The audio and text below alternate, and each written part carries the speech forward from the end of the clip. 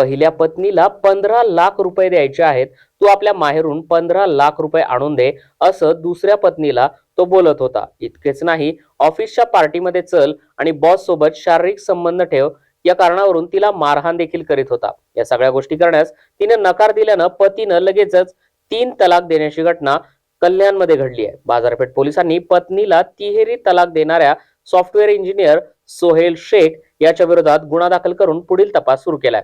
छत्रपती संभाजीनगरमध्ये राहणाऱ्या एका तरुणीचं कल्याण पश्चिमेतील सर्वोदय पार्क परिसरात राहणारा सोहेल शेख याच्यासोबत जानेवारी 2014 मध्ये लग्न झालं होतं. लग्नानंतरच्या 2-3 महिन्यानंतर सोहेल शेख हा तिला त्रास देऊ लागला. एका दिवशी त्याने तिला सांगितलं की माहेरून 15 लाख रुपये आणून दे, माझ्या पत्नीला घटस्फोट द्यायचा आहे, त्यासाठी हे पैसे तिला द्यायचे आहेत.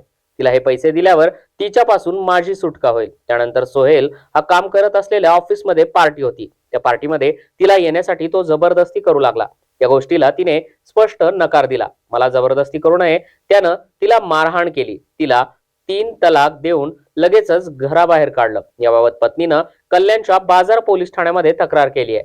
पोलिसांनी या प्रकरणाचा संपूर्ण तपास केला. या प्रकरणी बाजारपेठ पोलिसांनी सॉफ्टवेअर इंजिनियर असलेल्या सोहेल शेख याच्या विरोधात 3 तलाक दिल्या प्रकरणी गुन्हा दाखल केला आहे.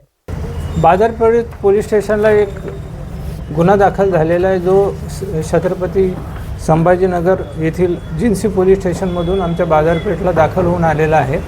तो बाजारपेठला दाखल केलेला आहे. त्याची हकीकत अशी आहे की यातील फिर्यादी यास तिच्या पतीने पहिल्या पत्नीला 15 लाख रुपये द्यायचे आहे म्हणून मला तुझ्या माहेरून पैसे घेऊन तिला शारीरिक मानसिक छळ केलेला आहे, तशा अनुषंगाची फिर्याद आहे आणि तिला घरातून हाकलून दिलेले आहे आणि तिला जाताना तलाक म्हटलेले आहे, अशा स्वरूपाची तक्रार दाखल झालेली आहे.